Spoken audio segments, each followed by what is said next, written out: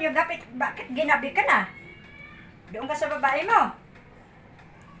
Wala ka, Then, wala ka talagang kadalanan, no? Niluluko ka na nga sa mga babae mo, pinipirahan ka lang. Hindi ka pa rin natauhan. Pumili ka mo ng babaeng matino. Kaasahan mo sa bahay. Pinipirahan ka lang. Pagkatapos ng ano nila sa'yo, wala na, para nang bula naglaho. anong pinagsabi-sabi mo? Wala akong babae. Nag-isa ka lang sa buhay ko. Ay naku Mario, karamihan na ngayong mga babae, hindi matino. Purya lang sa mga matinong babae. Kahit may mga asawa, sabihin walang asawa. Walang Ay, taong malinis sa mundo. Tao lang tayo. ay sila. Ganon ang ano nila.